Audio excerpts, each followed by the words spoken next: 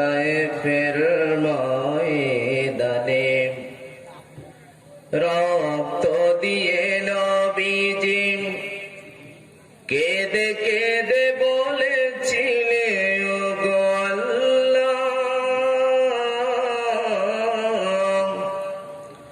ক্ষমা যদি না করো এ জাতির, কে নিবে তোমার নাম ওগো আল্লাহ। আল্লাহুম্মা সাল্লি আলা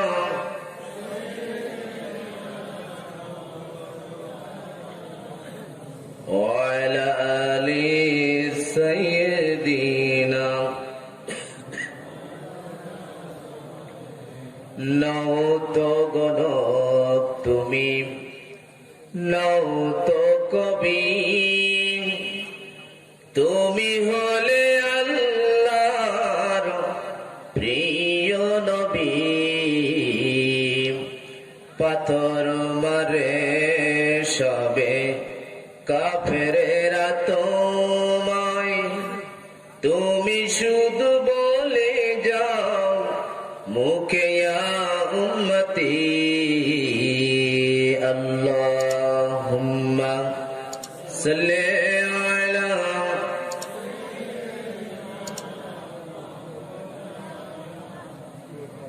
ওয়া আলা আলি সাইয়্যিদিনা মাওলানা মুহাম্মদ। সখীপুর মোড় হইতে রাইস মিলের পশ্চিম পাশে 2 দিন ব্যাপী চতুর্থ বার্ষিক তাফসিরুল কোরআন মাহফিলের প্রধান অতিথি জনাব আলহাজ মোহাম্মদ মুজিবুর রহমান উপজেলা চেয়ারম্যান সাহেব উপস্থিত আছেন। খুব গুরুত্বপূর্ণ বক্তব্য রাখছিলেন আপনাদের সামনে জনাব শেখ ফারুক হোসেন রতন, জনাব মোহাম্মদ আকবর আলী সাহেব, জনাব মোহাম্মদ আশরাফুল ইসলাম কবির, জনাব শেখ আক্তার হোসেন টোকেন। সভাপতি হিসেবে উপস্থিত আছেন জনাব আলহাজ মোহাম্মদ শামসুর রহমান। আজকের মাহফিলের প্রধান বক্তা, মঞ্চে ভূমিষ্ঠ সম্মানিত সুধী মণ্ডলী, আমার সামনে ভূমিষ্ঠ দিনদার মুসলমান পরহেজগার ভাই বাবাজিরা, আমার যুবক ভাইয়েরা, আমার পদ্মার পদ্মারী সীমা বোনেরা, আমার সকলকে জানাই সর্বপ্রথম আমার আন্তরিক সালাম। আসসালামু আলাইকুম ওয়া রাহমাতুল্লাহি ওয়া বারাকাতুহু। লাখো কোটি শুকরিয়া সে মহান আল্লাহ তাআলার দরবারে যে আল্লাহ রাব্বুল আলামিন আমাদেরকে এমন একটা শীতের রজনীতে এই তাফসিরুল কোরআন মাহফিলে আসার বসার, কোরআন এবং হাদিস থেকে কিছু কথা শোনার বলার তৌফিক যে আল্লাহ পাক দিলেন। হৃদয় নিংড়ানো ভালোবাসা উজাড় করে জবান খুলে সে আল্লাহ তাআলা শুকর গুজার করছি। সবাই বলছি আলহামদুলিল্লাহ। আজকের তাফসিরুল কোরআন মাহফিল প্রমাণ করে দিয়েছে মুমিনের কাছে শীতের চাইতে তার ঈমান বড়। জোরে বলেন ঠিক কি না? শীত যতই বেশি হোক, যতই প্রচন্ড শীত হোক না কেন, ঈমানদারেরা লেপ তশকের গায়ে লাথি মেরে ঠান্ডা পানি দিয়ে উঁচু করে ফজরের নামাজের জামাতে হাজির হয়ে যায়।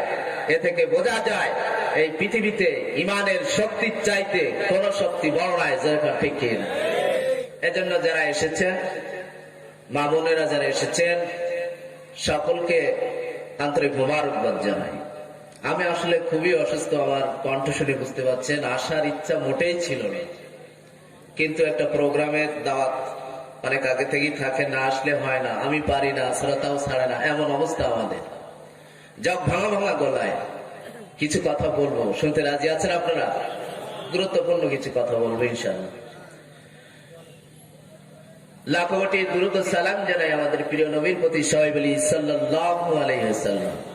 মাগফিরাত কামনা করছি আমাদের পিতামাতা, আপনজন, প্রিয়জন যারা কবরবাসী হয়ে গেছে। আল্লাহ পাক সকলকে যেন মাফ করেন, জান্নাতবাসী করেন, সবিল আল্লাহুম্মা আমিন। সম্মানিত উপস্থিতি, আমি আপনাদের সামনে পবিত্র কুরআনুল কারীমের একেবারে সবার পরিচিত সূরা, কুরআনুল কারীমের সর্বপ্রথম সূরা নাম কি বলেন তো দেখি, একটু আওয়াজ দিয়ে বলেন নাম কি?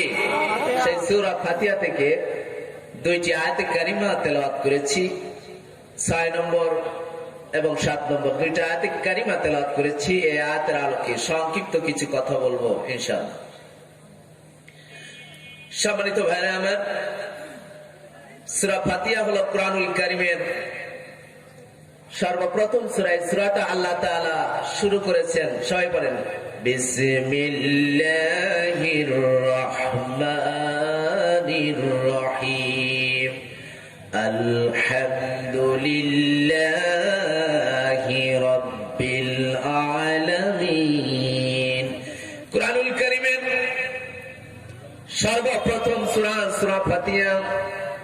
আল্লাহ রাব্বুল আলামিন এই সূরাটা শুরু করলেন সর্বপ্রথমে নিজের প্রশংসা দিয়ে।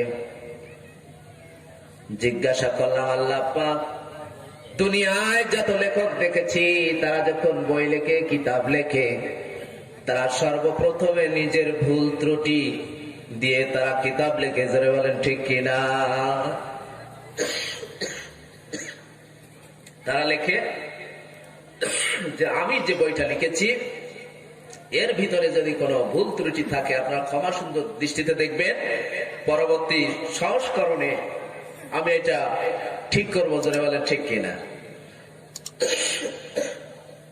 কিন্তু আল্লাহ রাব্বুল আলামিন এমন একজন লেখক, তিনি সর্বপ্রথমে নিজের প্রশংসা দিয়ে কিতাবখানা লিখলেন। জিজ্ঞাসা করলাম, আল্লাহ তুমি কেন নিজের প্রশংসা দিয়ে শুরু করলে? আল্লাহ তাআলা জানিয়ে দিলেন, জালিকাল কিতাবু লা রাইবা ফীহি। আমি নিজের প্রশংসা দিয়ে শুরু করলাম এই কারণে, দুনিয়ার লেখকরা যে কিতাব লেখে তার ভিতরে ভুল থাকে, কিন্তু আমি যে কিতাব তোমাদের হেদায়েতের জন্য দিয়েছি এই কোরআনের ভিতরে কোনো ভুল নাই। চিৎকার মেরে বলেন সুবহানাল্লাহ। আর একটু আওয়াজ দিয়ে বলেন, কোরআনের ভিতরে কি ভুল আছে? বড় ভুল নাই। বরং যুগে যুগে যারা কোরআনের ভুল ধরার জন্য চেষ্টা করেছে তারা বলেছে আমাদের নিজেদের জীবনের ভুলটাই ধরা পড়েছে, কালেমা পড়ে তারা মুসলমান হয়ে গেছে। যেরকম সুবহানাল্লাহ। সম্মানিত ভাইরা আমার, আল্লাহ রাব্বুল আলামিন জানিয়ে দিলেন, ওয়ালাকাদ আতাইনাকা সাবআম মিনাল মাসানি ওয়াল কুরআনাল আযীম। আল্লাহ রাব্বুল আলামিন জানিয়ে দিলেন, ও নবী আপনার ওপর আমি এমন 7টা আয়াতে কারিমা, সূরা ফাতিহার এমন 7টি আয়াতে কারিমা নাজিল করেছি, বারবার পঠিত আয়াতে কারিমা, মহা কোরআন, সম্মানিত কোরআন আমি আপনার উপর নাজিল করেছি। সূরা ফাতিহা হলো এমন একটা সূরা যে ব্যক্তি কালেমা পড়ে ঈমান আনে, লা ইলাহা মুহাম্মাদুর রাসূলুল্লাহ। সূরা ফাতিহা এমন একটা সূরা যে ব্যক্তি কালেমা পড়ে ঈমান আনে, আল্লাহ রাব্বুল আলামিন ওই মুমিনকে সূরা ফাতিহা উপহার দেন, হাদিয়া দিয়ে দেন। যেরকম সুবহানাল্লাহ। একজন ঈমানদার বলতে পারবে না সঠিকভাবে যে আমি কবে সূরা ফাতিহা মুখস্থ করেছি, অটোমেটিক সে কবে মুখস্থ হয়ে যায় আল্লাহ তাকে হাদিয়া দেন, কবে মুখস্থ হয়ে যায় সে নিজেই জানে না। আল্লাহু আকবার বলে। সম্মানিত ভাইরা আমার, সূরা ফাতিহা এমন একটা সূরা, আল্লাহ রাসূল বলেন, লা সালাতা লিমান লাম ইয়াকরা বিফাতিহাতিল কিতাব। এই সূরা ফাতিহা এমন একটা সূরা যে ব্যক্তি সূরা ফাতিহা পড়বে না তার নামাজই হবে না। যেরকম সুবহানাল্লাহ। তাহলে এই সূরার দাম আছে কি নাই? যারা বলেন আছে কি নাই? এর অনেক দাম। আল্লাহ রাসূল বলছেন যে সূরা ফাতিহা পড়লো না তার নামাজই হলো না।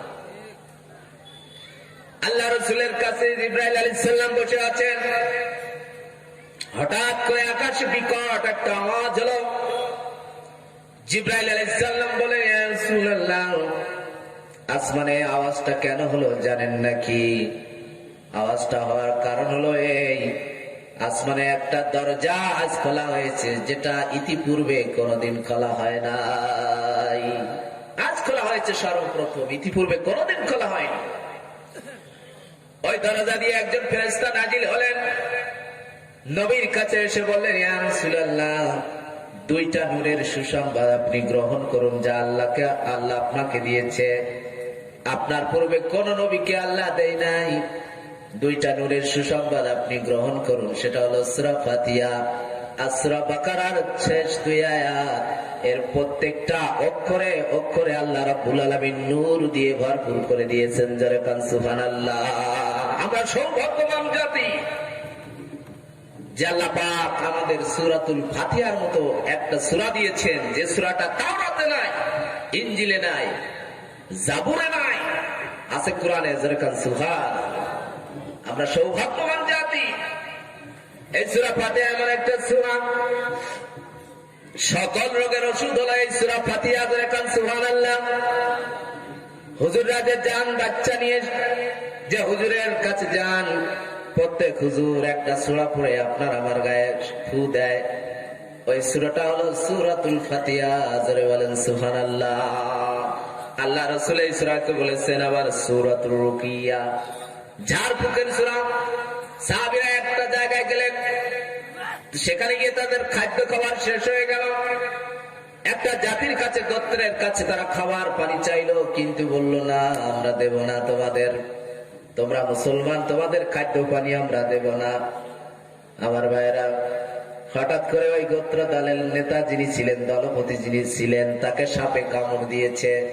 কোন ওঝা, কোন কবিরাজ ডাক্তার বিষ নামাতে পারে না, সুস্থ করতে পারে না। একজন বলল, যাও মুসলমানদের কাছে যাও, ওই যে একটা দল এসেছে, ওদের কাছে গিয়ে তোমাদের সমস্যার কথা বলো, হয়তো উপকারে আসতে পারে। তাদের কাছে গেলেন, গিয়ে বললেন ঘটনা। একজন বলল, আমি ভালো করে দিতে পারি, কিন্তু কি দেবে হাদিয়া? তারা বলল, ভাই ভালো করে দেন, আপনাদেরকে হাদিয়া দিয়ে আমরা খুশি করে দেব। আমার ভাই একজন সাহাবী ঝাড়ফুঁক করে দিলেন, বিষ নেমে গেল, ভালো হয়ে গেল, সুস্থ হয়ে গেল। সাহাবীরা জিজ্ঞাসা করলো, ভাই কি দিয়ে তাকে সুস্থ করলে? বলল, আমি সূরা ফাতিহা পড়ে তাকে ঝাড়ফুঁক করেছি শুধুমাত্র। চিৎকার মেরে বলেন সুবহানাল্লাহ। সূরা ফাতিহা এমন একটা সূরা, সাপের বিষ ও পানি করে দেন কে? এটা দাম আছে কি নাই? সেই সূরা থেকে আলোচনা শুনবে ইনশাআল্লাহ। 6 নম্বর এবং 7 নম্বর আয়াতে কারিমা আল্লাহ রাব্বুল আলামিন বলছেন, ইহদিনাস সিরাতাল মুস্তাকিম সিরাতাল্লাযীনা আন'আমতা আলাইহিম। আল্লাহ রাব্বুল আলামিন বলছেন, সূরা ফাতিহার ভিতরে আমরা প্রতিদিন 5 ওয়াক্ত নামাজে প্রত্যেক রাকাতে আল্লাহ রাব্বুল আলামিনের কাছে একটা প্রার্থনাই করি, ইহদিনাস সিরাতাল মুস্তাকিম। আল্লাহ আমাদের সহজ সরল সঠিক পথ আমাদেরকে দেখাও। যাদের পথ, যারা তোমার পক্ষ থেকে নিয়ামত প্রাপ্ত, তাদের পথ আমাদেরকে দেখাও। জোরে কান আমিন। প্রতিদিন 5 ওয়াক্ত নামাজে প্রত্যেক রাকাতে আল্লাহর কাছে কি দোয়া করি? আল্লাহ সহজ সরল সঠিক পথ আমাদেরকে দেখাও, যে পথে চলে তোমার নিয়ামত প্রাপ্ত বান্দায় পরিণত হয়েছে, তাদের পথ আমাদেরকে দেখাও। সম্মানিত ভাইরা আমার, তাহলে নিয়ামত প্রাপ্ত কারা? আল্লাহর কাছে 5 ওয়াক্ত নামাজে প্রতিদিন দোয়া করতেছি, সেই নিয়ামত প্রাপ্ত কারা? আমরা জানলাম না তাদের পথে চলা কি আমাদের জন্য সহজ না কঠিন? যারা বলেন সহজ না কঠিন, তাহলে জানা দরকার আছে কি নাই যে নিয়ামত প্রাপ্ত কারা? জানার দরকার আছে কি না? আপনি এখান থেকে সাতক্ষীরা যাবেন, আপনার ডেস্টিনেশন হলো সাতক্ষীরা। আপনি সখীবীর মোড় থেকে গাড়িতে উঠেছেন, কালীগঞ্জ যে গাড়ি যায় সেই লাইনের গাড়িতে উঠেছেন। বলেন তো, জিন্দিগিতেও আপনি কি সাতক্ষীরা পৌঁছাতে পারবেন? যারা বলেন, তাহলে প্রত্যেক দিন আপনি নামাজে দোয়া করছেন, ইহদিনাস সিরাতাল মুস্তাকিম সিরাতাল্লাযীনা আন'আমতা আলাইহিম। আল্লাহ তাদের পথে আমাদেরকে চালাও যারা নিয়ামত প্রাপ্ত তোমার পক্ষ থেকে। এখন কারা সে আমি তো জানি না, কিভাবে চলবে, কিভাবে আমি তাদের পথের প্রতীক হব আমি তো জানো না। এজন্য জানার দরকার আছে কি নাই? আজ আমরা এই মাহফিল থেকে জেনে যাব যে নিয়ামত প্রাপ্ত কারা, কাদের পথে আমরা চলতে চাই। আল্লাহর কাছে প্রতিদিন কাদের পথে চলার জন্য আমরা আল্লাহর কাছে প্রার্থনা করি। সম্মানিত ভাইরা আমার, প্রতিদিন 5 ওয়াক্ত নামাজে আল্লাহ তাআলার কাছে আমরা দোয়া করি, আল্লাহ ইহদিনাস সিরাতাল মুস্তাকিম সিরাতাল্লাযীনা আন'আমতা আলাইহিম। আল্লাহর কাছে প্রতিদিন দোয়া করতেছি, আল্লাহ সরল সঠিক পথ আমাদেরকে দেখাও, তাদের পথ আমাদেরকে দেখাও, তাদের পথে চালাও যারা নাকি তোমার পক্ষ থেকে নিয়ামত প্রাপ্ত, অনুগ্রহ প্রাপ্ত।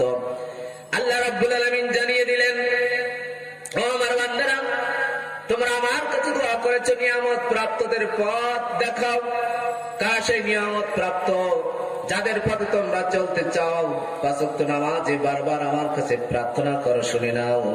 ومن يطع الله والرسول فأولئك مع الذين أنعم الله عليهم من النبيين والصديقين والشهداء والصالحين। চিৎকার মেরে বলেন আল্লাহু আকবার। আল্লাহ রাব্বুল আলামিন বলেন, বান্দারে নিয়ামত প্রাপ্তদের পথে চলতে চাও। কারা নিয়ামত প্রাপ্ত? পরিচয় তোমাদের সামনে তুলে ধরলাম। যদি জান্নাত পেতে চাও, সহজ সরল সঠিক পথে চলতে চাও, নিয়ামত প্রাপ্তদের সাথে জান্নাতি হতে চাও, এই 4 শ্রেণীর মানুষকে তোমাদের ফলো করতে হবে, অনুসরণ করতে হবে। তাহলে ওই 4 শ্রেণীর মানুষের সাথে আমি আল্লাহ তোমাদেরকে জান্নাত দিয়ে দেব। জোরে কান সুবহানাল্লাহ। কয় শ্রেণী? একটু আওয়াজ দিয়ে বলেন, কয় শ্রেণী নিয়ামত প্রাপ্ত? 4 শ্রেণী। এদের পথে চলতে হবে, এদের বাদ দিয়ে কোনো মুক্তি নাই, নাজাত নাই। 1 নম্বর হলো নবী, নবীগণের পথ। তাদের পথ? নবীগণের পথ। তারা হলো নিয়ামত প্রাপ্ত। প্রথম নাম্বার, নবীরা নিয়ামত প্রাপ্ত। সম্মানিত ভাইরা আমার, নবীরা হলেন আল্লাহ তাআলা নির্বাচিত। আমরা যেমন এমপি মন্ত্রী আমরা নির্বাচন করি, কিন্তু নবীরা হলেন নির্বাচিত। স্বয়ং আল্লাহ পাক তাদেরকে সিলেক্টেড করেন। ধরে কোন ঠিক কিনা? সকল নবী ছিলেন পুরুষ, কোন নবী মহিলা ছিলেন না। সকল নবী ছিলেন মাসুম, কোন নবী মহিলা ছিলেন না, কোন নবীর গুনাহ ছিল না। তাদেরকে মাসুম রেখেছেন স্বয়ং আল্লাহ রাব্বুল আলামিন। জোরে কান সুবহান। সম্মানিত ভাইরা আমার, সকল নবীর একটাই দাওয়াত ছিল, লা ইলাহা ইল্লাল্লাহ মুহাম্মাদুর রাসূলুল্লাহ। সকল নবীর একটাই দাওয়াত, লা ইলাহা ইল্লাল্লাহ। আল্লাহ রাব্বুল আলামিন বলেন, ওয়ালাকাদ বাআসনা ফি কুল্লি উম্মাতির রাসূলা। আমি আল্লাহ রাব্বুল আলামিন এমন কোন জাতি নাই, উম্মত নাই, তাদের কাছে আমি নবী পাঠাই নাই। সমস্ত নবীরা দাওয়াত দিয়েছে, ইয়া কওমি বুদুল্লাহ মা লাকুম মিন ইলাহিন গায়রু। ও আমার জাতিরা শোনো, আল্লাহ ছাড়া কোনো ইলাহ নাই, আর তাকে ব্যতীত তোমরা আর কারো গোলামি করো না, ইবাদত করো না। সমস্ত নবীরা দাওয়াত দিয়েছে, গোলামি করতে হবে কার? একটু আওয়াজ দিয়ে বলুন, কার? আল্লাহ তাআলা। কিন্তু আমার নবী বিশ্ব নবী, তিনি আর কম বলে রাখলেন না। তিনি ডাক দিলেন, ইয়া আইয়ুহান নাসু ইন্নী রাসূলুল্লাহি ইলাইকুম জামিআ। আমার নবী বললেন, ও মানব জাতি শোনো, আমার নবী তো কোন জাতির জন্য না, কোন কওমের জন্য না, গোত্রের জন্য না, কিয়ামত পর্যন্ত যত মানুষ আসবে গোটা বিশ্ববাসীর জন্য আমার নবী তো বিশ্ব নবী। এজন্য নবীজি বললেন, ও মানব জাতি শোনো, তোমাদের কাছে আমি আল্লাহ রাসূল এসেছি, নবী হিসাবে প্রেরিত হয়েছি। যারা বলেন সুবহানাল্লাহ। নবী হিসাবে এই দুনিয়ায় প্রেরিত হয়েছে। সম্মানিত ভাইরা আমার, নবীরা ছিলেন সত্যবাদী, তারা মিথ্যা কথা বলতেন না। তারা যতদিন বেঁচেছেন তারা সত্য কথা বলেছেন। আমরা সেই নবীর উম্মত। আমাদের মিথ্যা আছে কি নাই? যারা বলেন আছে কি নাই? মিথ্যায় আমার জীবন ভরপুর, মিথ্যায় আমার জীবন ভরপুর, অথচ আমি সেই নবীর উম্মত যে নবীরা মিথ্যা কথা বলেন নাই, অথচ 75 নামাজে আল্লাহর কাছে দোয়া করতেছে, আল্লাহ নিয়ামত প্রাপ্ত যারা তাদের পথে চালাও। আল্লাহ রাব্বুল আলামিন জানিয়ে দিলেন, বান্দারে নিয়ামত প্রাপ্ত হলো আমার নবীরা। নবীরা মিথ্যা কথা বলেন নাই, আর আমার জীবন তো মিথ্যা ছাড়াই চলে না। জোরে কোন ঠিক কিনা? 50 টাকার জন্য, 500 টাকার একটা নোটের জন্য কেঁদে কেঁদে কোর্টে সাক্ষী দেয় এমন মানুষ আমাদের সমাজে আছে কি নাই? যারা বলেন আছে কি নাই? আমাদের সমাজে আছে। ও মুসলমান, তুমি কি জানো তোমার একটা কথার মূল্য কত? আল্লামা রুমি বলেছেন, ওই কাবার চাইতে একজন মুমিনের অন্তরের দাম বেশি, কারণ কাবা তৈরি করেছেন ইব্রাহিম ইসলাম, আর মানুষের অন্তর তৈরি করেছেন স্বয়ং আল্লাহ রাব্বুল আলামিন। জোরে কোন ঠিক কিনা? তোমার কথার দাম কত? তোমার একটা কথায় মানুষের ফাঁসি হয়ে যেতে পারে। জোরে কোন ঠিক রে? তোমার একটা কথায় মানুষের যাবজ্জীবন জেল হয়ে যেতে পারে। তোমার কথার মূল্য কত তুমি জানো নাকি? এজন্য মিথ্যা কথা বলা যাবে না, সত্যের পক্ষ থাকতে হবে। আমাদের নবী ছিলেন সত্যবাদী। কেমন সত্যবাদী আমাদের নবীজি ছিলেন? নবীজি বাজারে গিয়েছেন, দেখে সুন্দর একটা ঘোড়া। আমার নবীজি জিজ্ঞাসা করলেন, ভাই ঘোড়ার মূল্য কত? ঘোড়ার দাম বললেন। নবীজি বললেন, ঘোড়াটা আমি নিতে চাই, কারণ ঘোড়াটা খুবই সুন্দর। বর্তমান জামানায় যেমন একটা বাইকের মূল্য আছে আমাদের কাছে, তেমনি ভাবে ওই জামানায় একটা ঘোড়ার মূল্য তাদের কাছে সবচেয়ে বেশি ছিল। জোরে কোন ঠিক কিনা? কারণ যুদ্ধ বিগ্রহ সব সময় লেগে থাকে। একটা তেজস্বী ঘোড়া তখন খুবই মূল্যবান, হুষ্টপুষ্ট সুন্দর চেহারা একটা ঘোড়া একজন ইহুদি নিয়ে এসেছে। রসুলের দেখে খুবই পছন্দ হলো, দাম ঠিক করলেন। বললেন, ঠিক আছে ভাই, ঘোড়াটা আমি নেব, কিন্তু শর্ত হলো একটা, টাকাটা কিন্তু বাড়িতে গিয়ে নিতে হবে। কোথায় গিয়ে? বাড়িতে গিয়ে নিতে হবে। সম্মানিত ভাই আমার, কথা কাম সব ঠিক। ওই ইহুদি ঘোড়া নিয়ে আসতেছেন নবীর সাথে। এখন পথে যার সাথে দেখা হয় বলে, ভাই ঘোড়া বিক্রি হবে নাকি? ঘোড়ার দাম কত? মানুষ দেখা গেল রাসূল যে দামে কিনেছেন তার চেয়ে আরো বেশি বেশি দাম বলতেছে, আর ওই ইহুদির একটু একটু করে লোভ বাড়তেছে। জোরে কান নাউজুবিল্লাহ। শেষে এক লোক তো কয়েক গুণ দাম বেশি বলেছে।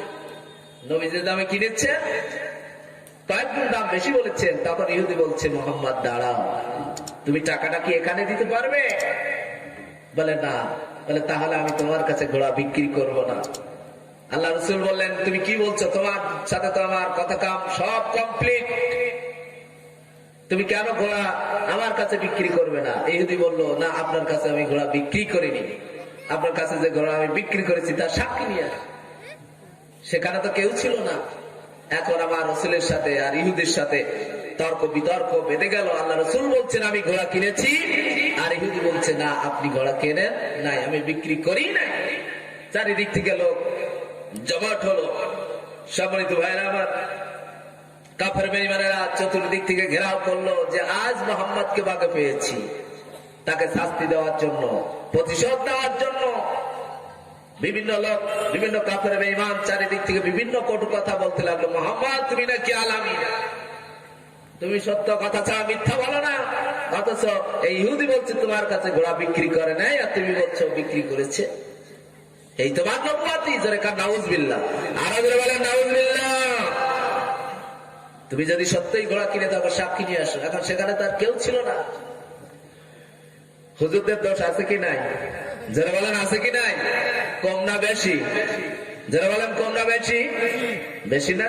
হুজুর যদি একটু মোটা হয়ে যায়, তখন মানুষ দেখবেন কিছু মানুষ দোকানে যারা বসে থাকে বলতে থাকে, হুজুর অন্যের বাড়ি মনিহার ভালো খাওয়া দাওয়া হচ্ছে না, এর জন্য আপনার শরীর আগের চেয়ে রোগা হয়ে যাচ্ছে। আবার হুজুর যদি মোটা হয়ে যায়, হুজুর পরের বাড়ি খান তো খেয়ে শুধু বডি বানাচ্ছেন। জোরে কান ঠিক কি না? হুজুর যদি লম্বা জামা গায়ে দেয় তাও দোষ, যে আপনারা এর শীত কাপড়ের দাম বাড়িয়ে দিলেন। আবার যদি একটু খাটো গায়ে দেয়, এই সমস্ত টেডি হুডির জ্বালায় মরণ হয়ে গেল। জোরে কান ঠিক কি না? হুজুর যদি একটু জোরে হাঁটে, হুজুর কোথায় দাওয়া, কোন জায়গায় দাওয়াত আপনার? আবার হুজুর যদি একটু আস্তে হাঁটে, এই কথা শুনে আবার অনেকেই বলে হুজুর খাওয়া বুঝি বেশি হয়ে গেল, লোকের বাড়ি খান তো একটু কম করে খেলে হয়। জোরে কান ঠিক কিনা? আর রমজানের সময় তো আমাদের জীবন জ্বালাপালা। বলেন তো দেখি, ইফতারের সময় সব মসজিদে কি একসাথে আযান দেওয়া সম্ভব? যারা বলেন সম্ভব না। এখন আমি ধরেন যে মসজিদে আছি, পাশের মসজিদ 4 বার আল্লাহু আকবার বলা শুরু হয়ে গেছে। ইফতারি করার পর কিছু মুসল্লি এসে দেখবেন, হুজুর এখানে তো বসে থাকেন, ঠিক মতো আযানটা দিতে পারেন না, সময় মতো কি করেন? এখন হুজুরের রাগ হয়ে গেছে। ঠিক আছে, কাল ঠিক সময় আযান হবে। এখন ওই পাশের মসজিদের আগে হুজুর আযান দিয়ে ফেলছে ঠিক সময়, আজ আল্লাহু আকবার 4 বার এই হুজুর বলে ফেলছে। ইফতারি করার পরে আবার জ্বালা, হুজুর আজ রোজা কি হয়েছে আমাদের? আপনি আযান শুরু শেষ আর ওদিকে আযান শুরু করছে, আপনি রোজা হয়েছে আমাদের? যত জ্বালা সব হুজুরদের জন্য ঠিক কিনা? এখন মোহাম্মদ বলছে আমি কিনেছি, ইহুদি বলছে কিনি না, আমি বিক্রি করি নাই। কাফের বেঈমানেরা হুজুর মানুষ, আজ সমস্যা আছে কি নাই? মোহাম্মদের কপালে দুঃখ আছে কি নাই? কারণ সাক্ষী তো নাই। সম্মানিত ভাইরা আমার, হঠাৎ করে ভিড়ে একজন সাহাবী আসলেন, একজন মানুষ, নাম তার খুজাইমা। এসে বললেন, ইয়া রাসূলুল্লাহ আপনি ঘোড়াটা কিনেছেন, আমি তার সাক্ষী।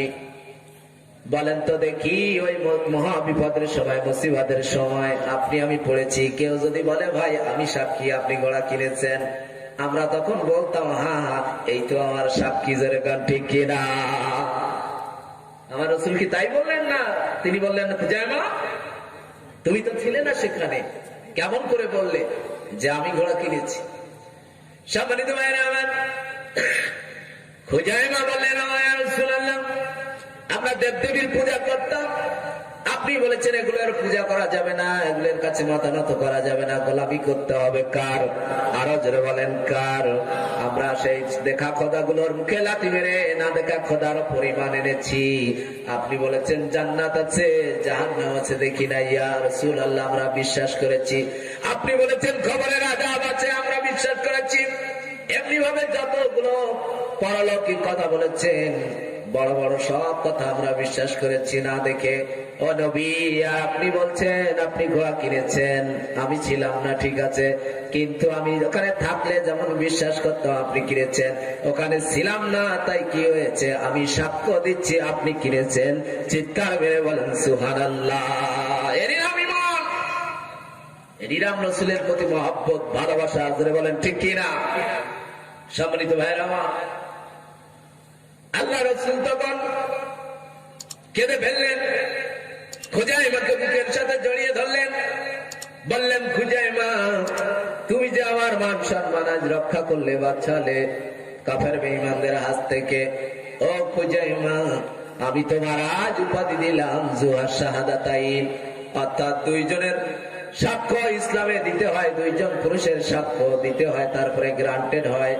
ও খুজাইমা আমি তোমার উপাধি দিলাম জুহার শাহাদাতাইন, অর্থাৎ কোন ব্যাপারে তুমি যদি সাক্ষ্য দাও দুইজন লাগবে না, তুমি একা যদি সাক্ষ্য দাও ওটাই গ্রান্টেড। যেরকম সুবহানাল্লাহ, জুহার শাহাদাতাইন, দুইজনের সাক্ষ্য সমান, তোমার একার সাক্ষ্য। জোরে বলবেন না সুবহানাল্লাহ? আরো জোরে বলেন। খুজাইমা রাত্রে ঘুমায় গেলেন, স্বপ্নের ভিতরে দেখলেন তিনি বিশ্ব নবীর কপালে চুমা খাচ্ছেন। যেরকম সুবহানাল্লাহ। খুজাইমার ঘুম ভেঙে গেল, ঘুমাতে পারলেন না। এত মধুর স্বপ্ন তো জীবনে কোনোদিন দেখি নাই। কখন সকাল হবে রাসূলের কাছে গিয়ে বলবো। ফজরের আজান হয়ে গেল, নামাজ পড়লেন, সবাই চলে যায়, খুজাইমা বসে আছে। আল্লাহ নবীজি ডেকে বললেন, খুজাইমা রে তুমি কেন বসে আছো? খুজাইমা ডেকে বললেন, ইয়া রাসূলুল্লাহ রাত্রে একটা খুব সুন্দর স্বপ্ন দেখেছি, যে আমি দেখলাম আপনার কপালে আমি চুমা খাচ্ছি। আল্লাহ নবী বললেন, খুজাইমা রে স্বপ্নে যেটা দেখেছো বাস্তবে যেটা, সেটা যদি ঘটে যায় কেমন হয়? আল্লাহ নবী কপালটা এগিয়ে দিলেন, আবার রাসূলের কপালে চুমা খেয়ে খুজাইমা জীবনটাকে ধন্য করে নিলেন।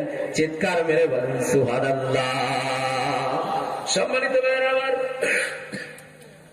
নবীরা ছিলেন সত্যবাদী, সেই নবীদের পথ মত আমাদেরকে অনুসরণ করতে হবে, ফলো করতে হবে, তাহলে নিয়ামত প্রাপ্তদের পথের প্রতীক আমরা হতে পারবো। আমার ভাইরা, নবীরা ছিলেন চরিত্রবান, প্রত্যেকটা নবীর চরিত্র ছিল সুন্দর। আর সব পৃথিবীতে যত নবী এসেছেন তাদের চরিত্র যত সুন্দর ছিল, আমান্য সমস্ত নবীদের চারিত্রিক যত গুণ ছিল, সমস্ত গুণগুলো আপনার আমার নবীর মাঝে আল্লাহ রাব্বুল আলামিন ঢুকিয়ে দিয়েছেন। যারা কান সুবহানাল্লাহ। আল্লাহ রাব্বুল আলামিন বলেন, ইন্নাকা লাআলা খুলুকিন আযীম। ও নবী, আমি আল্লাহ রাব্বুল আলামিন জানিয়ে দিলাম, নিশ্চয় আপনি মহান চরিত্রের অধিকারী। মহান চরিত্রের অধিকারী। চাঁদের একটা কলঙ্ক আছে, কিন্তু আমার রাসূলের চরিত্রের ভিতরে কোনো কলঙ্ক নাই, কোনো দাগ নাই। যেরকম সুবহানাল্লাহ। সেই নবীকে যদি কটু কথা বলে, সেই নবীকে যদি কেউ গালি দেয়, ঈমান থাকতে আপনারা কি সহ্য করবেন? মুসলমান একটু আওয়াজ দিয়ে বলেন, সহ্য করবে? কাকে গালি দাও? সেই নবী যদি না আসতো, আপনার আমার জীবন দাস প্রথায় জড়িয়ে যেত। যেরকম ঠিক কিনা? আপনাকে কেউ বিক্রি করে দিত, আপনাকে দাস হতে থাকতো তো। কারণ দাস প্রথা পৃথিবী থেকে একজন মানুষ বিলুপ্ত করেছে, তিনি হলেন আপনার আমার নবী, বিশ্ব নবী মুহাম্মদ রাসূলুল্লাহ সাল্লাল্লাহু আলাইহি সাল্লাম। কোন নবীকে গালি দাও? কোন নবীর চরিত্র নিয়ে কথা বলো? সেই নবী যদি দুনিয়ায় না আসতো, আপনার আমার মেয়েগুলো জীবন্ত অবস্থায় মাটির ভিতরে গেড়ে দিতে হতো। ধরে বলেন ঠিক কিনা? আরবে মেয়েগুলোকে জীবন্ত কবর দেওয়া হতো না? যারা বলেন হতো কিনা? সেই জীবন্ত কবর দেওয়া হাত থেকে গোটা বিশ্ববাসীকে নাজাত দিয়েছেন কে? একটু আরো যারা বলেন কে? সেই নবীকে যদি গালি দেওয়া হয় আর আপনার আমার কলিজায় যদি আগুন না জ্বলে, তাহলে বুঝতে হবে আপনার ইমানে ঘুম ধরেছে, আপনি ইমানদার নয়, আপনি মুনাফিক হয়ে গেছেন। যারা বলেন ঠিক কিনা? আমরা আমলিক করতে পারি, বিএনপি করতে পারি, জামাত করতে পারি, জাসদ করতে পারি, বাসদ করতে পারি, কিন্তু আমাদের আল্লাহ এক, আমাদের কোরআন এক, আমাদের নবী এক। সেই নবীকে গালি দিলে আমরা দল মত ভুলে সব এক হয়ে যাই। ধরে বলেন ঠিক কিনা? সম্মানিত ভাইরা আমার, আজ গোটা বিশ্বে রাসূলকে নিয়ে কটাক্ষ করা হচ্ছে, ব্যঙ্গ চিত্র তৈরি করা হচ্ছে। এর প্রতিবাদে যদি আপনারা রাজপথে না নামেন, মিছিল মিটিং না করেন, কাল কিয়ামতের ময়দানে কেমন করে সেই আল্লাহর রাসূলের সামনে গিয়ে দাঁড়াবেন? সম্মানিত ভাইরা আমার, এজন্য জীবন যতক্ষণ থাকবে, সিরাতাল্লাযীনা আন'আমতা আলাইহিম, যে নবী রাসূলরা হলো নিয়ামত প্রাপ্ত, সেই নবী রাসূলদের পথে জীবন যতক্ষণ থাকবে, চোখের পলক যতক্ষণ পড়বে, সেই নবীর পথে চলতে রাজি আছেন কিনা? যারা বলেন আছেন কিনা? আসুক না যত বাধা, যত ঝড় সাইক্লোন, রাসূলের পথে মোরা চলবই। আসুক না যত বাধা, যত ঝড় সাইক্লোন, রাসূলের পথে মোরা চলবই। এ জীবন বাজি রেখে দিনের নিশান মোরা বাংলার আকাশে উড়াবই। মোরা কামানের মুখোমুখি দাঁড়িয়ে, মোরা কামানের মুখোমুখি দাঁড়িয়ে আল্লাহু আকবার বলবো। আসুক না যত বাধা, যত ঝড় সাইক্লোন, রাসূলের পথে মোরা চলবো। ইনশাআল্লাহ, আমিন।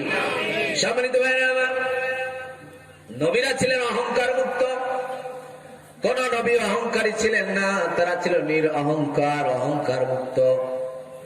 আল্লাহ নবী সাহাবীদেরকে নিয়ে একটা জায়গায় রওনা হলেন, যাত্রা শুরু করলেন। কিছুক্ষণ যাওয়ার পর নবীজি বললেন, ও সাহাবীরা, আমরা এখানে থাকতে চাই, কিছুক্ষণ সময় আমরা এখানে বিশ্রাম নিতে চাই। এখান থেকে খাওয়া দাওয়া করে বিশ্রাম নিয়ে আবার রওনা হব, যাত্রা গমন করব। আল্লাহ নবী বললেন, একটা ছাগল জবাহ করো। একজন সাহাবী এসে বলেন, ইয়া রাসূলুল্লাহ, ছাগলটা আমি জবাহ করতে চাই। আর একজন সাহাবী এসে বলেন, ইয়া রাসূলুল্লাহ, ছাগলের চামড়াটা আমি খোসাতে চাই। গোস্তটা আমি কাটতে চাই। আর একজন সাহাবী এসে বলেন, ইয়া রাসূলুল্লাহ, আমি ছাগলের গোস্তটা রান্না করতে চাই। আর বিশ্বনবী বললেন, ও সাহাবীরা, আমি জ্বালানি কাঠটা সংগ্রহ করে নিয়ে আসতে চাই। চিৎকার মেরে বলেন সুবহানাল্লাহ। একজন বিশ্বনবী, বিশ্ব লিডার, তিনি বলছেন ছাগলের গোস্ত রান্না করবা, একজন জবাহ করবা, একজন চামড়া খসাবা, একজন রান্না করবা। আর আমি বসে থাকতে পারি না, আমিও কাজ করবো, আমি কাঠ সংগ্রহ করে নিয়ে আসবো। বলেন সুবহানাল্লাহ। এই আদর্শ হযরত মুহাম্মদুর রাসূলুল্লাহ সাল্লাল্লাহু আলাইহি সাল্লাম ছাড়া, বিশ্ব নেতা, বিশ্ব নবী ছাড়া, বিশ্ব লিডার ছাড়া গোটা বিশ্ববাসী কেউ দেখাতে পেরেছে? তিনি ছিলেন অহংকার মুক্ত, কোন অহংকার তার ভিতরে ছিল না। সাহাবীরা বললেন, ইয়া রাসূলুল্লাহ, আপনি কাঠ সংগ্রহ করবেন, আমরা থাকতে, এটা তো আমরাও পারি। আল্লাহ রাসূল বললেন, তোমরাও পারো, আমি জানি, কিন্তু আমি স্বতন্ত্র বৈশিষ্ট্য নিয়ে বসে থাকতে চাই না, কারণ এর ভিতরে একটা অহংকার আছে কি নাই? যারা বলেন আছে কি নাই? অহংকার আছে। এজন্য আমার ভাইরা অহংকার মুক্ত ছিলেন তারা। আল্লাহ নবী সব সময় দোয়া করতেন, আল্লাহুম্মা জাল্লি সাবুরা জাল্লি শুকুরা ওয়া জাল্লি ফি আইনিস সাগীরা ওয়া ফি আইনিন নাসি কাবীরা। আল্লাহ রাসূল দোয়া করতেন, আল্লাহ আমাকে ধৈর্যশীল বান্দা বানাও, শুকরগুজারি বান্দা বানাও, আর আমার চোখে আমাকে ছোট করে রাখো, আর মানুষের সামনে, গোটা বিশ্ববাসীর সামনে আমারে তুমি বড় বানাইয়া দাও। জোরে কোন সুবহানাল্লাহ। রাসূল এই দোয়া করতেন, তার ভিতরে কোনো অহংকার ছিল না। তিনি বিশ্ব নবী হয়েও বসতেন নিচু জায়গায়। জোরে কোন সুবহানাল্লাহ। অহংকার পতনের মূল। অহংকার কিসের মূল? যারা বলেন, কোন অহংকার করে এই পৃথিবীতে কেউ টিকে থাকতে পারে নাই। নমরুদ পারে নাই, ফিরআউন পারে নাই, আবু জেহেল পারে নাই, সাদ্দাত পারে নাই, কারুন পারে নাই। সুতরাং ক্ষমতা নিয়ে, অর্থ নিয়ে, গাড়ি বাড়ির টাকা পয়সা নিয়ে, জ্ঞান নিয়ে যে অহংকার করবে, তারা এই পৃথিবীতে টিকে থাকতে পারবে না। যারা বলেন ঠিক কিনা? লাঞ্ছিত অবস্থায় তাদেরকে বিদায় নিতে হবে। পৃথিবীতে কেউ স্থায়ী হয় না, হোক না সে ফেরাউন কিবা নমরুদ, কেউ ভাবে চিরদিন রয় না। পৃথিবীতে কেউ স্থায়ী হয় না, হোক না সে নমরুদ কিবা ফেরাউন, কেউ ভাবে চিরদিন রয় না। ফেরাউন কি আছে? নমরুদ কি আছে? আমরাও থাকবো, আমরাও চলে যাব আল্লাহ তাআলার ডাকে সেই পরপারে। সম্মানিত ভাইরা আমার, রাসূল বললেন, আমি স্বতন্ত্র বৈশিষ্ট্য নিয়ে বসে থাকতে চাই না, আমিও কাজ করতে চাই। এজন্য আমাদের পরিবারে যারা আছে তাদেরকে সাহায্য সহযোগিতা করার দরকার আছে কি নাই? যারা বলেন, আল্লাহ রাসূল যুদ্ধ থেকে ফিরে আসলেন, এসে দেখলেন মা আয়েশার এখনো রান্না হয় নাই। রাসূল ঘাট থেকে তরবারিটা নামালেন, নামানোর পরে রাসূলের তরবারি দিয়ে তরকারি কোটা শুরু করলেন। জোরে কোন সুবহানাল্লাহ। কোন জায়গা থেকে ফিরে এসেছেন? যুদ্ধ থেকে। শত শত কিলোমিটার পথ হেঁটে যুদ্ধ থেকে ক্ষুধার্ত অবস্থায়। আর আপনি আমি যদি ঘের থেকে অথবা নাঙ্গল চাষ দিয়ে বাড়িতে এসে দেখি বউয়ের এখনো রান্না হয় নাই, যে লাঠি দিয়ে গরু পিটায়, ওই লাঠি তো বউয়ের পিঠে পড়বে। ধরে কর ঠিক কিনা? আর রাসূল যুদ্ধ থেকে ফিরে এসেছেন, মা আয়েশা এসে দেখলেন রাসূল তরকারি কুটছেন তরবারি দিয়ে। বলে, ইয়া রাসূলুল্লাহ, আপনি যুদ্ধ থেকে ফিরে এসেছেন, আপনি কেন তরবারি দিয়ে তরকারি করছেন? আল্লাহ রাসূল বলছেন, মা আয়েশা, আমি তো তোমার একটু সাহায্য করতেছি। যেরকম সুবহানাল্লাহ। সম্মানিত ভাইরা আমার, এজন্য স্ত্রীদের সাহায্য সহযোগিতা সংসার আমাদের করা দরকার আছে কি নাই? সিরাতাল্লাযিনা আনআমতা আলাইহিম, আল্লাহ নিয়ামত প্রাপ্তদের পথ দেখাও। আল্লাহ বললেন, নবীদের পথ হলো নিয়ামত প্রাপ্তদের পথ। যদি মুক্তি পেতে চাও, নিয়ামত প্রাপ্তদের পথ পেতে চাও, নবীদের আদর্শ তোমরা ফলো করো। নবীরা স্ত্রীর গায়ে কোনোদিন হাত তোলে নাই। আর আমরা যদিও নামাজ পড়ি না 5 ওয়াক্ত, কিন্তু স্ত্রী পিঠাই 5 ওয়াক্ত। জোরে কোন ঠিক কিনা? স্ত্রীদের গায়ে হাত তোলে, নাউজুবিল্লাহ বলবেন না? কালকে আমাদের ময়দানে যতগুলো আঘাত আপনি স্ত্রীর গায়ে করবেন, সমস্ত আঘাতগুলোর চিহ্নগুলো গায়ে কেটে উঠবে। আল্লাহ রাব্বুল আলামিন জিজ্ঞাসা করবেন, বান্দিরে, তোমার গায়ে এতগুলো দাগ কিসের? বান্দি বলতে চাইবেন, আল্লাহ রাব্বুল আলামিন বলবেন, আজ কোনো ভয় নাই, লা জুলমান ইয়াম, আজ কারো প্রতি আমি জুলুম করব না, তুমি বলো। তখন ওই বান্দি বলবে, আল্লাহ, যৌতুকের টাকা দিতে পারি নাই, এই কারণে সিগারেটের আগুন দিয়ে আমার স্বামীর গায়ের চামড়া গুলো পুড়িয়ে দিয়েছে। এমন বেঈমান জালিম আছে কি নাই? পত্রিকায় একটা দেখলাম, অনেক নির্যাতনের কথা শুনেছি, পড়েছি, পত্রিকা দেখলাম শাশুড়ি এসেছে জামাইয়ের বাড়িতে, যৌতুকের টাকা মেয়েকে বারবার চাপ দেয়, দিতে পারে না।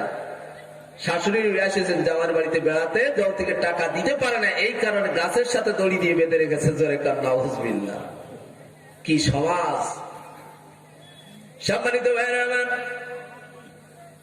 আঘাত করেছে বারবার, তরকারিতে একটু লবণ কম হয়ে গেছে, ভাতটা সিদ্ধ হয়ে গেছে বেশি অথবা শক্ত, ছোট্ট ছোট্ট কারণে আল্লাহ দুনিয়ায় আমাকে মারতো, পিটাতো, কার কাছে আমি নালিশ করব? চোখের পানিতে বালিশ ভিজে যেত, তোমাকে জানাতাম। রব্বুল আলামিন কত নির্যাতন আমার উপর করেছে। আল্লাহ রব্বুল আলামিন ডাক দিবেন তার স্বামীকে। আমার ভাইরা, ওই স্বামীকে জাহান্নামে দিয়ে ওই স্ত্রীকে আল্লাহ রাব্বুল আলামিন জান্নাত দিয়ে দিবেন। কারণ ওই দিন তো টাকা পয়সার কোনো হিসাব নাই। জোরে কোন ঠিক কিনা? এজন্য স্ত্রীকে মেরে জান্নাতে যাওয়ার আশা করবেন না, ওই দিন কিন্তু স্ত্রী আপনার ফাঁদে ফেলবে। সম্মানিত ভাইরা আমার, আবার অনেক স্ত্রী আছে একটু টেরা। ধরে কোন ঠিক কিনা? মহিলাদের মনটা একটু বরফের মতো, হঠাৎ করে শক্ত হয়ে যায়। আবার বরফ যদি আপনি ফ্রিজ থেকে একটু বাইরে রাখেন, হঠাৎ করে আবার গলে যায়। জোরে কোন ঠিক কিনা? আর একটু অভিমানী হয়, খুব সহজে রাগ করে, আবার খুব সহজে অভিমান ভাঙে। জোরে কোন ঠিক কিনা? রাগ করেছে, একটা শাড়ি কিনে দেবো, দেখবেন সাথে সাথে রাগ ভালো হয়ে গেছে। জোরে কোন ঠিক না? ওরা সহজে রাগ করে, আবার সহজে ভালো হয়ে যায়। এজন্য আল্লাহ রাসূল মহিলাদেরকে কাঁচের গ্লাসের সাথে তুলনা করেছেন। কাঁচের গ্লাস খুব সযত্নে রাখতে হয়, ওটা যদি হাত থেকে পড়ে যায়, জবরদস্তি করেন, ওটা ভেঙে নষ্ট হয়ে যায়। তেমনি ভাবে স্ত্রীরা অভিমান করে, রাগ করে। হযরত ওমর রাদিয়াল্লাহু তাআলা আনহু বলেছেন, আগুন আর পানি এক হয়ে, আগুন আর পানি হয়ে জীবন যাপন করো। বউ যদি একটু আগুন হয়, তুমি পানি হয়ে যাও। কারণ পানি কি করে? আগুনকে নিভায়। কিন্তু দুইজন যদি আগুন হন, ওটা তো দাও দাও করে জ্বলবে। জোরে কান ঠিক কিনা? এজন্য আবার স্ত্রীদেরও দায়িত্ব আছে। স্বামী যদি একটু রেগে যায়, আগুন হয়ে যায়, স্ত্রীকে পানি হওয়া দরকার আছে কি নাই? স্ত্রীরও অনেক দায়িত্ব। সম্মানিত ভাইরা আমার, এজন্য স্ত্রীদের সাথে ভালো ব্যবহার করবেন। মনে করবেন তারা হলো ভালোবাসার জিনিস, শাসন করার জন্য নয়। ওমরের কাছে একজন মানুষ আসলো বউয়ের বিরুদ্ধে নালিশ নিয়ে। বল দেশে দেখে ওমরের বউ ওমরকে যেভাবে বকাবকি করছে, গালিগালাজ করতেছে, বলল কার কাছে আসলাম? যে সরষা দিয়া ভূত ঝাড়াবো, তার ঘাড়েই তো দেখি ভূত লেগে আছে। এর চাইতে তো আমার বউ অনেক বড়, এর কাছে আর কি নালিশ দেব? ও ফিরে যাচ্ছে। ওমর রাদিয়াল্লাহু তাআলা আনহু ঘর থেকে বাইর হলে দেখে একজন মানুষ ফিরে যাচ্ছে। বলছে, ভাই আপনার কাছে আসছিলেন বুঝি? বলে, হ্যাঁ আসছিলাম আমিরুল মুমিনিন, কিন্তু আমার কাজ মিটে গেছে, চলে যাচ্ছে। তাহলে না না, কি জন্য এসেছো বলো। তাকে মসজিদে নববীতে নিয়ে বসালেন। বললো, ভাই আমিরুল মুমিনিন, এসেছিলাম বউয়ের বিরুদ্ধে নালিশ নিয়ে। আমার বউ খুবই দাজ্জাল বান্দা, হ্যাঁ আমার সব সময় শাসন করে, এজন্য আপনার কাছে নালিশ নিয়ে আসছিলাম। আপনাকে তো অনেক ভয় পায়, শয়তানও তো আপনাকে দেখে ভয় পায়। দরকার ঠিক না? কিন্তু এসে দেখলাম আপনার বউ আপনার উপর যেভাবে ঝাড়ছে, তা চিন্তা করলাম এ আর বলে কি হবে, এর চাইতে তো আমার বউ অনেক ভালো। ওমর রাদিয়াল্লাহু তাআলা আনহু কত বললেন, যে কথাগুলো বললেন একটু বিবেক দিয়ে কাটান। বলছে, ভাই এই বাড়িটা বলেন কার? বলে, বাড়িটা আপনার। যে ছেলে মেয়ে আছে এগুলো কার ছেলে মেয়ে? বলে আপনার। সম্পদ গুলো কার? বলে আপনার। আমার ভাইরা, ওমর রাদিয়াল্লাহু তাআলা আনহু বললেন, ভাই একটা মেয়ে 3 বার কবুল পড়ে আমার বাড়িতে চলে এসেছে, মা বাবা ভাই বোনকে ছেড়ে। এই বাড়িটা আমার, ছেলে মেয়ে আমার, সংসার আমার, সব আমার। তারপরে ওর দায়িত্ব না আমার পরিবারের কাজগুলো করা। তারপরে সে রান্না করে দেয়, কাপড়গুলো ময়লা হলে সে ধৌত করে দেয়, আমার ঘরগুলো ঝাড়ু দেয়, পরিষ্কার করে, পানি আনে, দাসীর মতো এখানে খাটে। তার যে হক গুলো রয়েছে আমি হয়তো সব পূরণ করতেও পারি না। এই জন্য বউ যদি একটু বোকাঝোকা করে, রাগারাগি করে, এই জন্য আমি মুখ বুঝে সহ্য করি, কারণ তার সব হক তো আমি পূরণ করতে পারি না। কাল কিয়ামতের ময়দানে যেন আমাকে আসামির কাঠ গড়ায় দাঁড় করাতে না পারে। যেরকম সুবহানাল্লাহ। সম্মানিত ভাইরা আমার, আপনার স্ত্রী একটু চিন্তা করে দেখেন, পরিবারে আপনার পরিবারকে সুখী রাখার জন্য, গঠন করার জন্য সে কঠোর পরিশ্রম করছে, তার জীবনকে শেষ করে দিচ্ছে। যারা বলেন ঠিক কিনা? এর জন্য সামান্য ছোটখাটো বিষয়ে আপনি স্ত্রীর গায়ে হাত তুলবেন, তার বাপ মাকে নিয়ে গালিগালাজ করবেন, এটা কোশ্চিন কালেও ঠিক নয়। আপনার ভিতরে কি কোনো দোষ নাই? আপনার ভিতরে তো অসংখ্য দোষ রয়েছে। সম্মানিত ভাইরা আমার, আমার মা বোনদেরও কে বলি, অনেক মহিলা আছে আসলে একটু দাজ্জাল মার্কা। এই সমাজে শুধু পুরুষরাই নির্যাতিত, নারীরা নির্যাতিত না, আমরা পুরুষেরা অনেকেই নির্যাতিত। যেরকম ঠিক কিনা? আমার ভাইরা, সন্ধ্যার পরে যখন সিরিয়াল দেখতে মা বোনেরা বসে যায়, ক্ষুধার্ত বাঘের কাছ থেকে হরিণ কিনে নেওয়া সম্ভব, কিন্তু টিভির রিমোটটা মা বোনদের হাত থেকে কেড়ে নেওয়া সম্ভব না। যেরকম ঠিক কিনা? এই আগুন ঘরে ঘরে জ্বলছে, ঠিকই তো জোর হবে, ঘরে ঘরে জ্বলছে। আমার ভাইরা, মা বোনদেরকে বলতে চাই, আল্লাহ রাসূল বলেছেন, আল্লাহ বাদে যদি কারো পায়ে সেজদা দেওয়ার হুকুম আল্লাহ পাক দিতেন, তাহলে স্বামীর পায়ে স্ত্রীকে সেজদা দেওয়ার কথা বলতেন। যেরকম ঠিক কিনা? আপনার সবচেয়ে মূল্যবান দামি রত্ন অলংকার হলো আপনার স্বামী। আপনার সবচেয়ে প্রিয় মানুষ হলো আপনার স্বামী। তার সাথে ভালো ব্যবহার করুন, দেখবেন দুজনের ভিতরে ভালোবাসা পয়দা করে দিবেন কে? সুখে শান্তিতে আপনার সংসারটা ভরপুর করে দিবেন। সম্মানিত ভাইরা আমার, একজন মেয়ের কাছে তার সবচেয়ে প্রিয় বন্ধু, আপনজন হলো স্বামী। এজন্য স্বামীরা তাদের সাথে ভালো ব্যবহার করবেন, তাদেরকে বুঝাবেন। এক শিক্ষক বললেন, কলেজের এক শিক্ষক একজন মেয়েকে ডাকলেন, ডেকে বললে, ব্ল্যাকবোর্ডে তোমার সবচেয়ে প্রিয় 10 জনের নাম লেখো। ব্ল্যাকবোর্ডে 10 জনের নাম লিখলেন। তখন স্যার বললেন, এর 10 জনের ভিতর থেকে 5 জনের নাম তুমি কেটে দাও। সম্মানিত ভাইরা আমার, 10 জন প্রিয় ব্যক্তির নাম লিখেছেন। সবচেয়ে প্রিয় যারা, যাদের ছাড়া জীবন চলে না, মা বাবা, ভাই বোন, কিছু প্রতিবেশী, বান্ধবীর নাম। আমার ভাইরা, 5 জনের নাম যখন স্যার কেটে দিতে বললেন, তার বন্ধু বান্ধব, প্রতিবেশী থেকে, আত্মীয় স্বজন থেকে 5 জনের নাম কেটে দিল। আর থাকে কয়জন? যারা বলেন কয়জন? আর থাকে 5 জন। এবার স্যার বললেন, ভাই 5 জনের ভিতর থেকে এবার 3 জনের নাম তুমি কেটে দাও। সম্মানিত ভাইরা আমার, মেয়েটার হাত তখন কাঁপছে, কার নাম কাটবে? তার ভিতরে রয়েছে বাপ মা, তার ভাই রয়েছে, তার স্বামী আছে, তার সন্তান। 5 জনই তো তার কাছে প্রিয়, কার নাম রাখবে, কার নাম কাটবে? কাপা কাপা হাতে অনেক চিন্তা ভাবনা করে ওই মেয়েটা আর 3 জনের নাম কেটে দিল। আর থাকে কয়জন? যারা বলেন কয়জন? স্বামী আর সন্তান। এবার স্যার ডেকে বললেন, বউ মেয়ে, এবার এই 2 জন থেকে একটা নাম তুমি বাদ দিয়ে দাও, কেটে দাও। যাকে না হলে তোমার জীবন চলে, একজনকে কেটে দাও। মেয়েটা তখন দাঁড়িয়ে দাঁড়িয়ে কাঁদতেছে। স্যার বললেন, তুমি না, তোমার নামটা আমি কাটতে বলেছি, এটা একটা ধাঁধা, একটা খেলা মাত্র, তোমাকে তো হত্যা করতে বলি নাই, কেন কাঁদতেছ? ওই মহিলাটা, ওই মেয়েটা অনেক চিন্তা ভাবনা করে কাঁদতে কাঁদতে সন্তানের নামটা কেটে দিল। চিৎকার মেরে বলেন সুবহানাল্লাহ। এবার স্যার জিজ্ঞাসা করলেন, তোমার কাছে সবচেয়ে 10 জন প্রিয় মানুষের নাম লিখতে বলেছিলাম, প্রথমে 5 জনের নাম কাটলে কেন? বলে, স্যার এরা আমার প্রিয় ঠিকই, কিন্তু এদের না হলে আমার জীবন চলে চলে না। বন্ধু বান্ধব, প্রতিবেশী না হলে জীবন চলে কিনা? চলে। তারপর আর থাকে 5 জন। আপনি যখন 3 জনের নাম কাটতে বললেন, আমি একটু থমকে গেলাম, কার নাম আমি কাটবো, কার নাম রাখবো? সবাই তো আমার সবচেয়ে প্রিয়।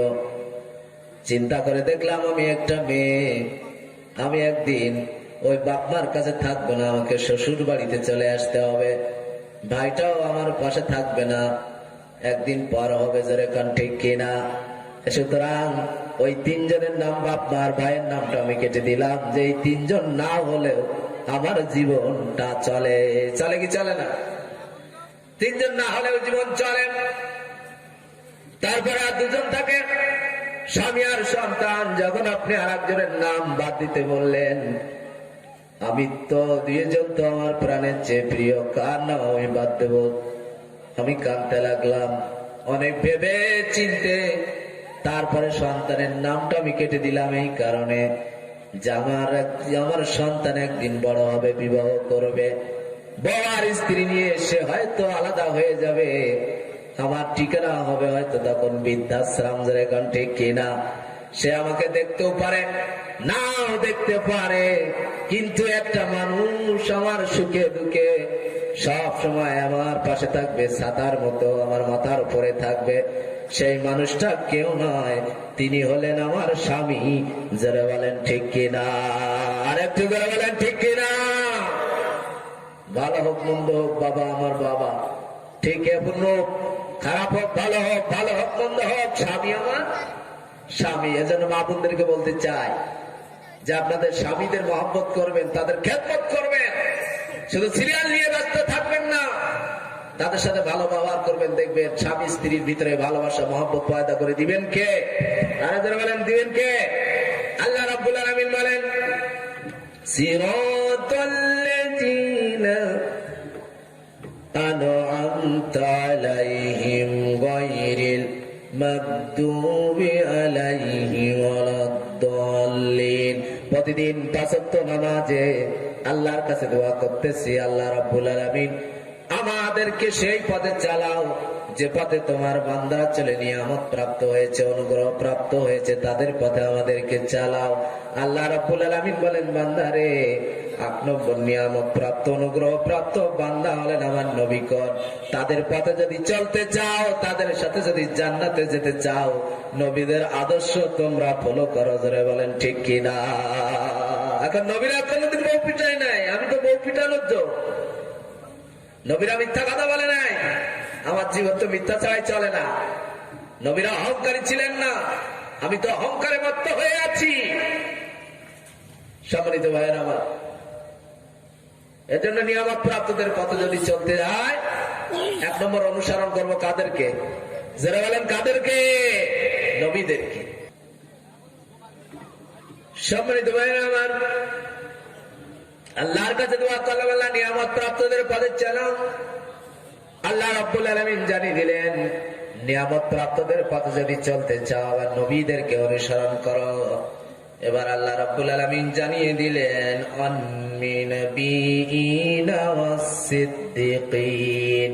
9 নম্বর আমার নিয়ামত প্রাপ্ত হলো তারা যারা নাকি সিদ্দিকিন, সত্যবাদী। যেরকম সুবহানাল্লাহ, যারা সত্যকে আকুণ্ঠ চিত্তে মেনে নিয়েছে, যারা সত্যের পথে চলতে গিয়ে বাতিলের সাথে আপোষ করে নাই, অন্যায়ের সাথে আপোষ করে নাই, সত্যের পক্ষে দাঁড়িয়ে গেছে, সত্যের পক্ষে যার জন্য নিজের জীবন জান মাল সব কুরবানি করেছে। যেরকম ঠিক কিনা?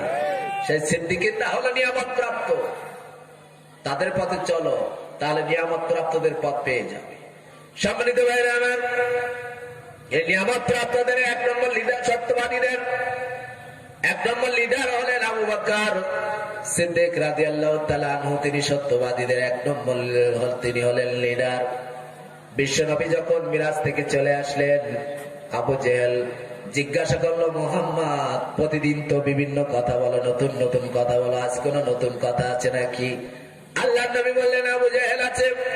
আমি আজ রাত্রে, গত রাত্রের শেষের দিকে আমি বাইতুল মুকাদ্দাসে গিয়েছি, 7 আসমান পরিভ্রমণ করে আল্লাহর সাথে দিদার করে জান্নাত দেখেছি, জাহান্নাম দেখেছি, আবার ফজরের নামাজ আমি মসজিদে এসে পড়েছি। আবু জেহেল বলল, এতদিন মোহাম্মদকে পাগল বলতাম, আসলেই দেখি মোহাম্মদ একটা আস্ত পাগল। চিৎকার মেরে বলেন নাউজুবিল্লাহ।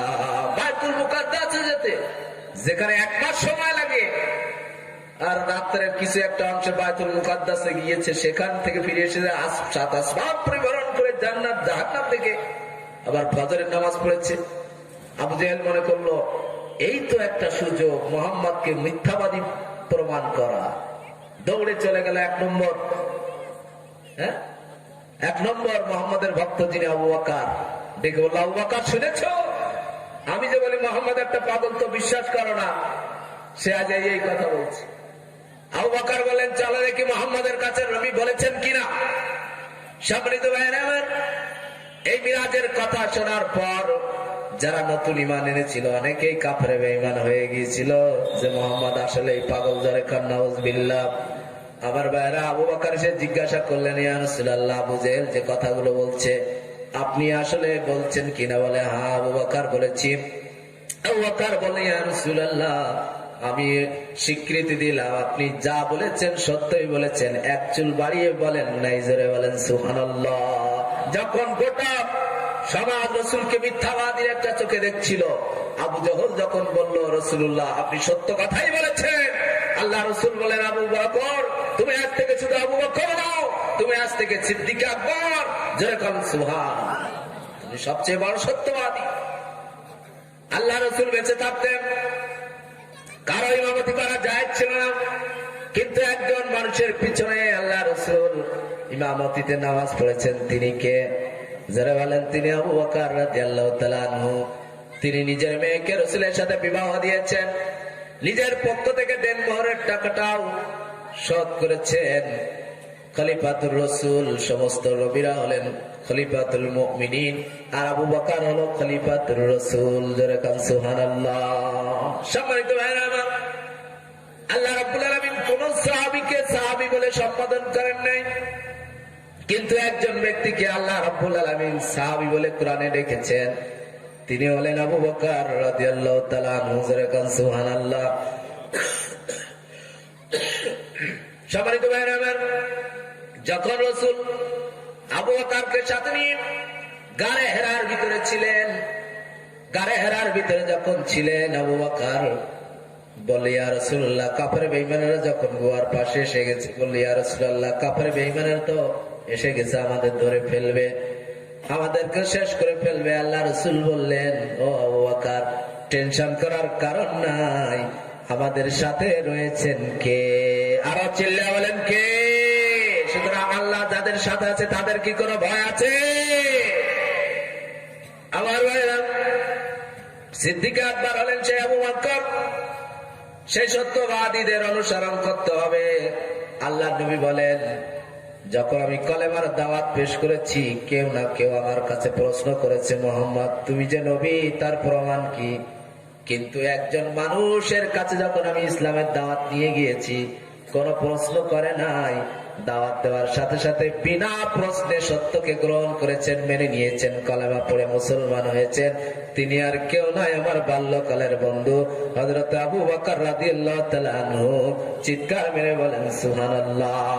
তাহলে নিয়ামত প্রাপ্তদের পথ যদি পেতে চাই, এই সত্যবাদী যারা ইসলামকে, কোরআনকে সত্য বলে মেনে নিয়েছে, সত্যের সাথে, সত্যের পক্ষে থাকতে গিয়ে যারা বাতিলের সাথে আপোষ করে নাই, সেই সত্যবাদীদের আমাদের ফলো করতে হবে, আমাদের জীবনকে সত্যবাদীদের সাথে কাটাতে হবে। সম্মিলিত ভাইরা, 3 নম্বর যারা হলেন নিয়ামত প্রাপ্ত, তারা হলেন শহীদগণ। শহীদগণ কারা?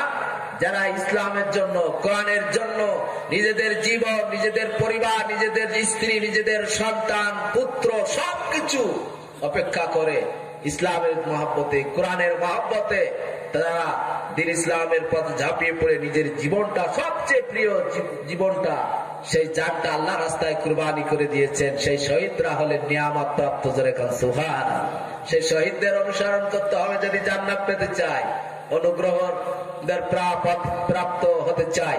সম্মানিত ভাইরা আমার, আজ যদি প্রয়োজন হয় কোন ইসলামের জন্য, কোরআনের জন্য, সত্যের জন্য যদি আপনার রক্তের প্রয়োজন হয়, জীবনের প্রয়োজন হয়, তাহলে আপনাকে রক্ত ঝরাতে হবে, জীবন দিতে হবে, ফাঁসির মঞ্চে যদি ঝুলতে হয় ঝুলতে হবে, তাহলে আপনি শহীদদের অনুসরণ করে তাদের সাথী হতে পারবেন, জোরে বলেন ঠিক কি না? 4 নম্বর হলো সালিহিন। আসলে সংক্ষিপ্ত ভাবে বলা যায় না, শুধু একটা নবীদের কথা বলতে বলতেই তো 1 ঘন্টা হয়ে গেল। সম্মানিত ভাইয়ের আমার, 4 নম্বর হলো সালিহিন। আল্লাহ রাব্বুল আলামিন বলছেন, সালিহিন যারা, সৎ কর্মশীল যারা, তাদের সাথী হও, জীবনটাকে পুণ্যের কাজে জড়াও। আমাদের জীবনটা ছোট, কিন্তু আমাদের লক্ষ্য অনেক বড়, জান্নাত, জোরে বলেন ঠিক কিনা? এজন্য যতদিন বেঁচে থাকি আমরা নেকির কাজগুলো করে সৎকর্মশীলদের অন্তর্ভুক্ত হব, পাপের কাজগুলো ছেড়ে দেব। তাহলে এই 4 শ্রেণীর মানুষের অনুসরণ অনুকরণ যদি আমরা করতে পারি, আল্লাহ পাক বলছেন তুমি যে প্রতিদিন 5 ওয়াক্ত নামাজে আমার কাছে দোয়া করছো, ইহদিনাস সিরাতাল মুস্তাকিম সিরাতাল লাযিনা আনআমতা আলাইহিম, আল্লাহ নিয়ামত প্রাপ্তদের পথ দেখাও। আমি আল্লাহ ওই নিয়ামত প্রাপ্তদের সাথে শামিল করে তোমাদেরকে জান্নাত দান করবো। জোরে কান সুবহানাল্লাহ। এজন্য আমার ভাইয়েরা যে কথাগুলো শুনলাম সংক্ষিপ্ত ভাবে ভাঙা ভাঙা গলায়, আল্লাহ পাক আমাদেরকে আমল করার তৌফিক দান করুন। সবাই বলে আমিন। আসসালামু আলাইকুম ওয়া রাহমাতুল্লাহি ওয়া বারাকাতুহু।